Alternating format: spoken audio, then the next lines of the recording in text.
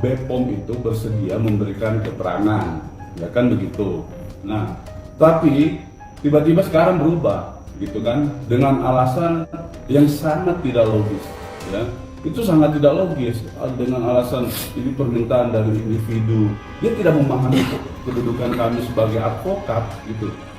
Nah, kami meminta itu, ya, dia bilang kami akan berada di tengah-tengah masyarakat, ya, dia sampaikan begitu dari pihak BPOM. Untuk yang mau mendengarkan keterangan kami akan hadir di tengah-tengah masyarakat, ya, untuk menyampaikan hal-hal yang benar-benar sesuai dengan hukum atau fakta yang sebenarnya. Nah, tiba-tiba dia merubah statementnya itu, ya kan? Dia bilang dia tidak bisa datang, gitu kan? Nah, ini sebenarnya menjadi pertanyaan serius kepada masyarakat, kepada publik, ada apa di balik ini? Ya, kontradiktif keterangannya. Dari kemarin dia bilang, oke, kami akan bersedia, sekarang kami tidak bersedia dengan alasan tadi itu. Nah, inilah saya bilang kontradiktif pernyataan dari Kepala BPOM, ya. Nah, hal ini juga akan kami sampaikan di sini bahwa kami akan mengambil tindakan hukum juga, ya, terkait dengan ini, karena menurut kami juga ini ada hal-hal yang dimungkinkan, ya, tidak sesuai dengan hukum yang berlaku atau ini tidak on the track secara hukum. Nah, demikian yang bisa saya sampaikan. Bang, kalau dari BPOM ini tidak hadir menjadi saksi, apakah ini akan memberatkan kami kita sendiri atau seperti apa?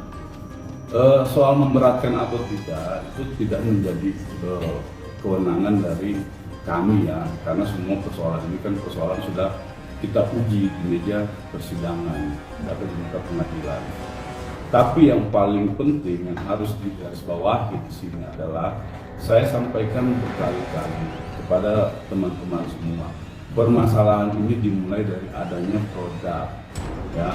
Produk ini yang kemudian ternyata di persidangan bahwa produk ini terungkap tidak terdaftar di BPOM, ya. Nah, dia tidak mempunyai izin dan lain sebagainya itu. Nah, keterangan BPOM yang kita butuhkan itu adalah terkait dengan bagaimana pendaftaran produk glowing booster cell ini di BPOM. Kenapa kok bisa beredar gitu loh? Mereka sebagai lembaga pengawasan, ya kan, harusnya memahami betul produk mana saja yang bisa diedarkan dan lain sebagainya. Nah, kenapa menjadi penting buat kami terkait dengan pertanyaan tadi itu, apakah itu memberatkan atau tidak? Ini bukan soal memberatkan atau tidak, tapi ini kita mau menyampaikan informasi kepada masyarakat, ya, bahwa ada sebuah produk itu yang dijual secara bebas dengan tidak mempunyai izin BPOM, ya kan? Nah, siapa yang berwenang untuk melegitimasi itu? Dia adalah Badan Pengawas Obat dan Makanan. Dia orang yang paling berhak untuk melegitimasi itu apakah sesuai dengan prosedurnya atau tidak, gitu. Dan soal nanti memberatkan atau tidak, dari kasus Nikita Mirzani yang tengah menjadi bahan gunjingan netizen, aku lebih tertarik membahas orang-orang yang ada di sekitar Nikita Mirzani, khususnya orang-orang yang berseberangan dengan Nikita Mirzani.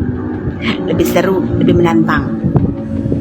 Tahu nggak guys, tanggal 19 kemarin itu seorang nepos Indonesia, ya, datang ke sebuah salon mau perawatan rambut katanya. Nepos mau perawatan rambut nih ceritanya, biar rambutnya terlihat indah pada saat datang ke persidangan, biar rambutnya terlihat indah pada saat dia live ataupun pada saat dia muncul di kamera.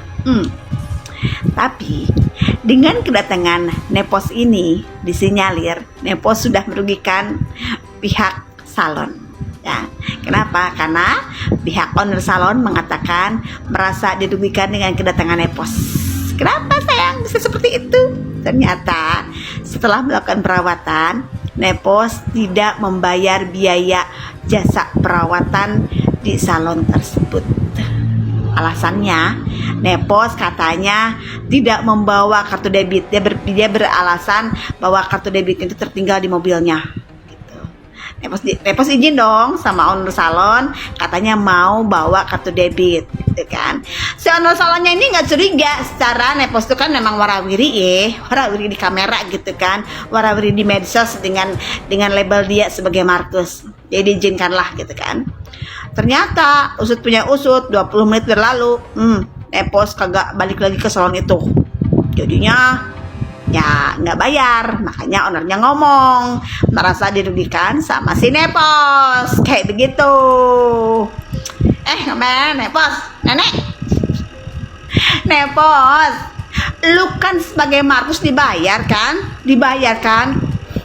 Bukan main-main kan dibayarnya kan? Kenapa perkara duit yang cuman segitu buat elu sedikit begitu, kenapa kagak dibayar? Orang-orang di sono itu cari duit, ya di salon itu cari duit. Kenapa kagak bayar? Kenapa kagak bayar?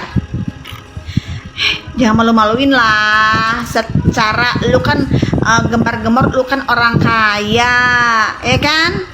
Terus lu pun udah terkenal gitu kan, walaupun terkenal gara-gara lu dicapnya Markus gitu kan.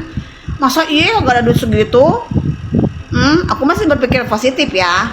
Aku berpikir positif bahwa mungkin kamu lagi gak pegang uang, mungkin karena gaji kamu sebagai Markus belum cair, satu. Atau mungkin kamu lupa bahwa merasa diri kamu tuh artis, jadi sehingga lu minta di endorse sama salon itu gitu. Padahal yang artisnya bukan lu, tapi musuh lu tuh. Musuh lu yang jadi artis mah, bukan lu. Lu mah terkenal gara-gara dia juga, ya kan? Lu bukan siapa-siapa tuh. Makanya tolong ya, jangan merasa artis, jangan sok ngartis. Jadi baiknya lu kalau datang ke salon ya, lu bayar ya, jangan ngerugiin. Pasti banyak banget kan DM ke aku ya, Teteh hati-hati, atau di komen gitu, Teteh hati-hati, dia mata-mata, maksudnya itu kesini gosikin Besti. Ini aku bukan mau ngebela dia ya, rasa tidak percaya kalian kepada dia itu adalah konsekuensi atas kebarbaran yang sudah dia lakukan. Kalian pasti ingat kan dulu ada yang pernah dekat sama ring satunya kasus ini, inisialnya Kak, karena satu dan lain hal dia kemudian menyeberangkan ke sana. Bedanya sama si Miss Gosip itu, dia tidak berada di ring satunya kasus ini. Apa yang mau diambil dari aku nggak ada, karena aku bukan siapa-siapa, yang ada adalah aku cari informasi dari dia. Begitupun juga Duta Intel, dia justru punya informasi yang bisa membantu Niki. Dan kalaupun misalnya Duta Intel itu kemudian bisa dikorek sama Miss Gosip, nggak mungkin. Udah mampir ke akunnya Duta Intel belum? Dia baru aja posting sesuatu mengenai dunia perbuzzeran.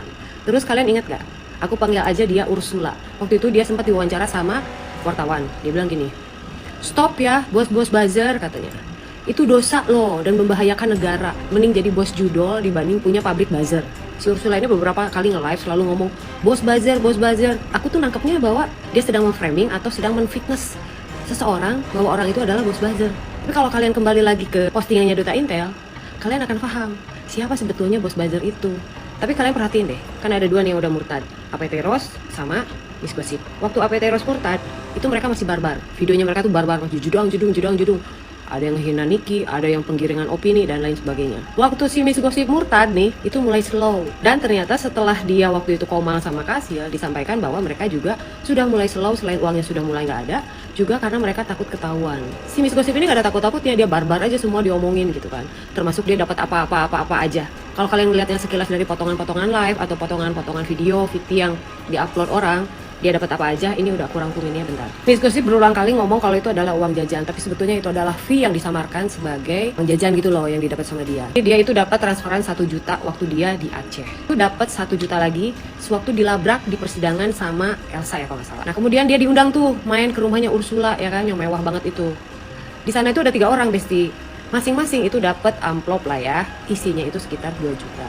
Waktu persidangan, waktu kesaksian pelapor, dia itu dikasihnya 5 juta plus 2 juta. Nah, dia masih ditahan tuh di Jakarta, kan nanti ada kesaksian dari SS gitu. Si Miss Gosip cerita ngomong, ya tapi aku punya utang affiliate ya kan, yang harus aku kerjakan dan lain-lain. Dikasih lagi duit dia 4 juta. Terus fasilitas apa aja yang dia dapat? Tiket, dapat handphone. Yang kalian kalau handphone udah pada tahu kan, dia dapat Orbit loh, dapat modem ya kan, biar nggak lemot. Dia dapat stand holder. Duta Intel juga udah sempat mention bahwa ada yang namanya Manajemen buzzer ada satu, Betty Lavea, satunya lagi kalian bisa lihat di Duta Intel dia siapa. Orang yang ditugaskan untuk membuat VT atau video itu hanya dibayar 150.000. Aku tanya kan, video apa yang mesti dibuat? Satu, video mengenai Melvina, sehingga Melvina mau datang ke sidang. Kedua, video apa lagi yang harus mereka buat? Video mengenai rekaman suara yang dimiliki oleh Duta Intel.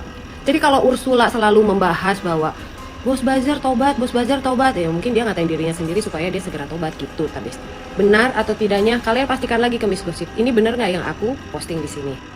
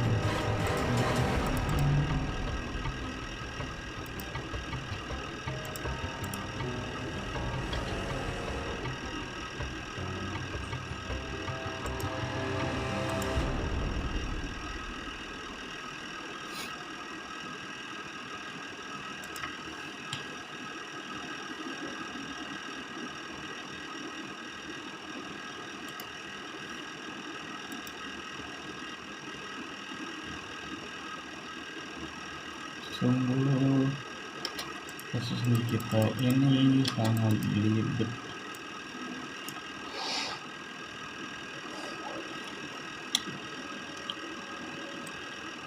Dari kapan ini kasus guys? Kasus selesai. Lebih sadis kasus ini daripada kasus korupsi atau pembunuhan.